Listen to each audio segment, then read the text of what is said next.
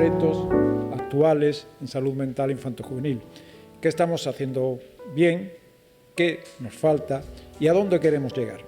Y esto es lo que vamos a abordar en la siguiente mesa, y lo vamos a abordar desde las tres patas, desde los tres agentes, de los tres actores fundamentales en lo que es la salud mental, desde la sociedad, representada por la Administración, que los ofrece, a las personas, los usuarios que la reciben, y los profesionales, que son los encargados de prestarla.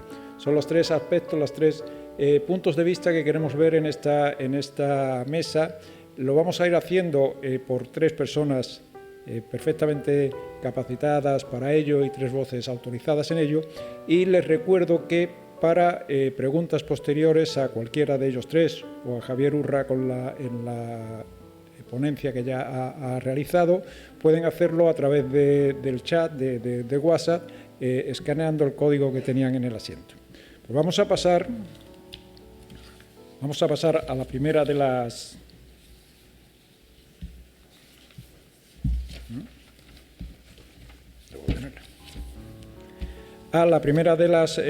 participaciones en esta mesa, que será de Benedicto Crespo Farroco, que es catedrático de Psiquiatría de la Universidad de Sevilla, director de la Unidad de Gestión Clínica de Salud Mental del Virgen del Rocío, es director recientemente nombrado del PISMA, del Plan Integral de Salud Mental de Andalucía, investigador del Centro de Investigación Biomédica en Red de Salud Mental, y es persona interesada en la investigación sobre fases tempranas de la enfermedad mental y la interacción gen-ambiente. Ha desarrollado 392 publicaciones y se encuentra entre los 10 científicos más citados de la Universidad de Sevilla.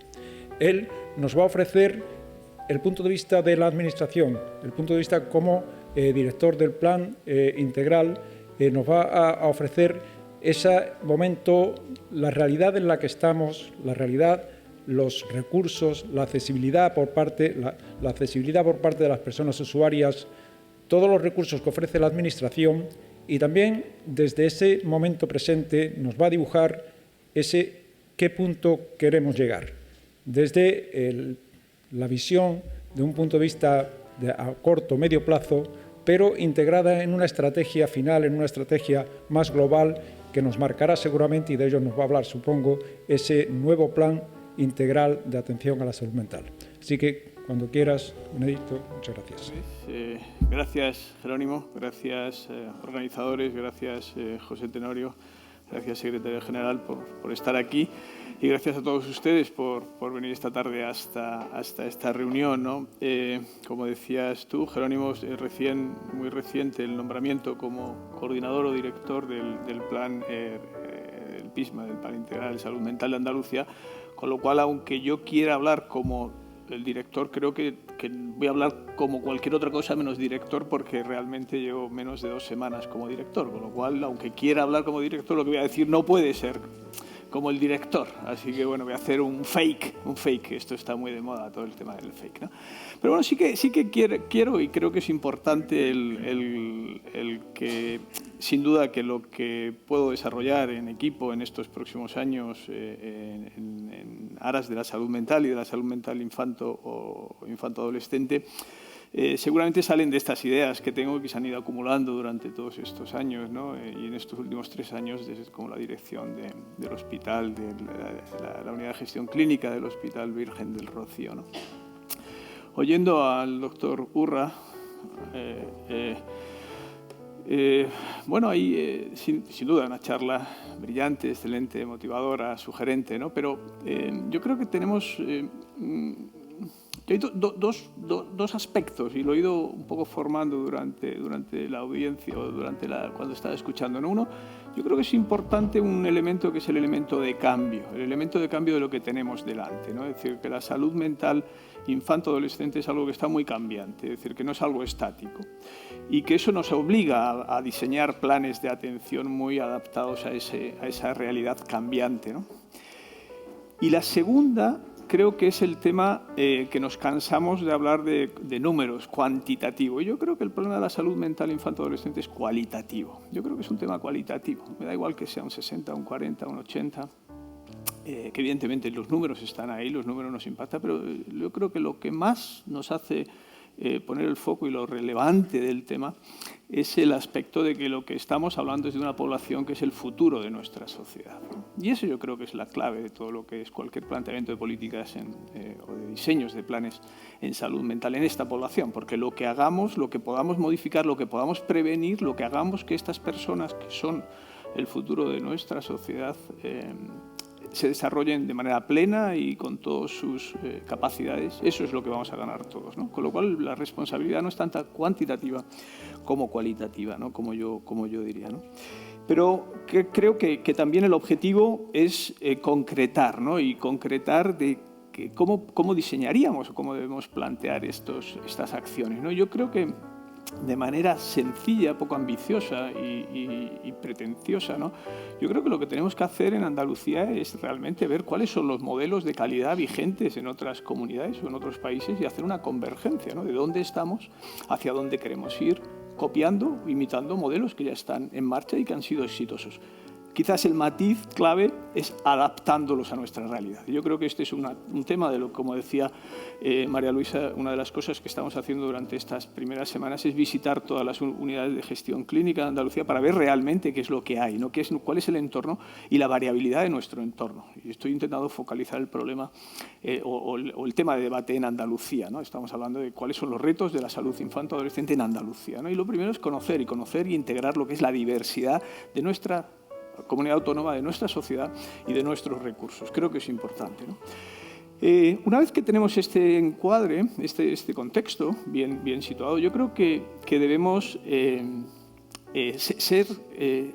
una posición inicial, ineludible, analítica. Es decir, nosotros tenemos que analizar bien sobre el problema que tenemos, pero también tenemos que analizar bien sobre las soluciones que le podemos dar al problema. Y para esas soluciones, evidentemente, tenemos que conocer la dimensión del problema, es decir, evidentemente la parte cuantitativa, entendiendo que lo importante es lo cualitativo, pero una vez que sepamos epidemiológicamente a qué nos estamos enfrentando, creo que es importante analizar qué es lo que tenemos actualmente y qué es lo que nos falta para ese modelo al cual queremos converger y que al final va a dar la oportunidad de ofrecer esas herramientas, ¿no? Esas soluciones a los problemas de salud mental. Es decir, que lo primero que debemos hacer o que queremos hacer desde el plan de salud mental es hacer un análisis de situación, es decir, qué es lo que hay. Y no es tan sencillo, y lo que estamos viendo una vez que vamos a los distintos centros es que no es tan sencillo saber qué es lo que hay, cuál es la dimensión del problema, porque no tenemos datos realmente veraces de la epidemiología, pero tampoco tenemos datos ni una visión clara de cuáles son los recursos disponibles, con lo cual, si no tenemos estos elementos, difícilmente vamos a poder diseñar algo que se ajuste a la realidad. Pero entendiendo que eso es nuestro trabajo y hacia ahí tenemos que ir, lo tenemos que hacer podemos utilizar distintas autopistas para llegar a ese objetivo, ¿no? Y la autopista que nosotros queremos elegir, y creo que es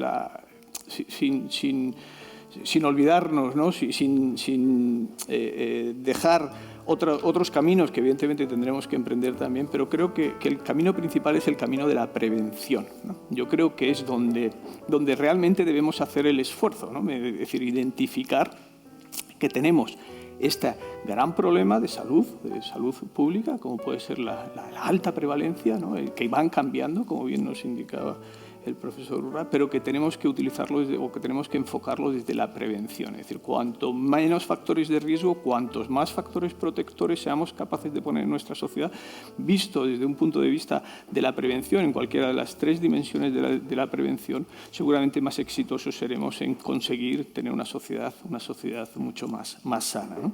De tal forma que si cogemos este camino, el camino de la prevención, es muy importante montarnos o llevar un compañero de viaje que es el diagnóstico. También se ha dicho anteriormente. Yo creo que es muy importante el tener herramientas diagnósticas y algo de lo que quizás adolece y luego podemos discutir en el debate es que muchas veces en esas edades infanto-adolescentes a los clínicos nos cuesta poner un diagnóstico, es decir, nos cuesta poner una etiqueta y seguramente con algún tipo de estigma o de aspecto en el cual pensamos que estamos perjudicando a nuestro paciente o a la persona que tenemos delante.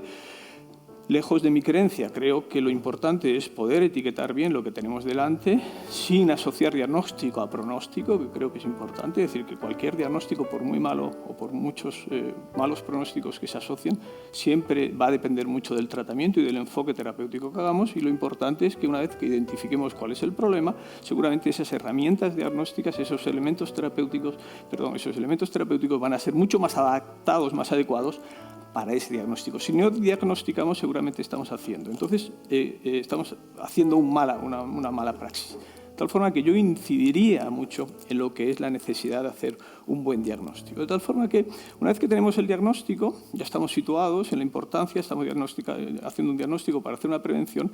La siguiente parte, y creo que se va o debemos discutir, y seguramente van a salir muchas ideas y sugerencias en la reunión de hoy, es cómo lo afrontamos. Es decir, cuáles son las herramientas terapéuticas que tenemos y cómo las podemos utilizar cada una en su momento. Es decir, que cuidado o cuidado no. Es decir, yo prestaría atención a la temporalidad en la cual utilicemos cada una de las herramientas diagnósticas terapéuticas. Esta mañana estábamos hablando del tema del tratamiento de depresión desde atención primaria en adultos, no es el tema de hoy, y veíamos que tenemos alguna incongruencia a la hora de cómo tratamos a las depresiones dentro del sistema sanitario público, ¿no? Es decir, estamos exigiendo que lo traten los médicos de atención primaria. Estamos diciéndoles que tienen que venir los pacientes tratados, ellos tratan con fármacos, pero al mismo tiempo, desde atención especializada, decimos que la primera aproximación de muchos cuadros depresivos no deben ser la farmacológica, sino que debe ser la psicoterapéutica. Pero si ellos tratan, no pueden tratar con psicoterapia, pero si no tratan, no nos pueden mandar a nosotros. Entonces, ahí entramos en incongruencias del sistema, que hay que aceptarlas, pero que no podemos asumir que este es el status quo que nos gusta estar, sino que debemos modificar. Pues igual con los tratamientos, yo creo, una vez que diagnosticamos con la población infanto-adolescente, ¿no?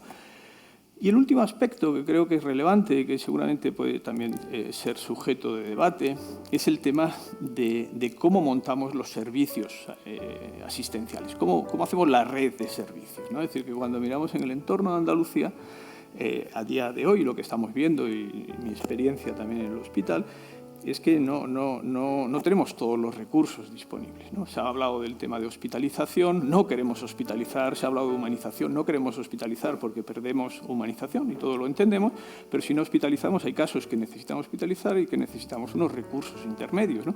¿Dónde están esos recursos intermedios? No tenemos recursos o hay muy pocos recursos intermedios, con lo cual si no tenemos una buena red de centros ambulatorios sin recursos intermedios, muchas veces estamos abocados a una hospitalización que, insisto, creo que es necesaria, pero que no debemos hipertrofiar.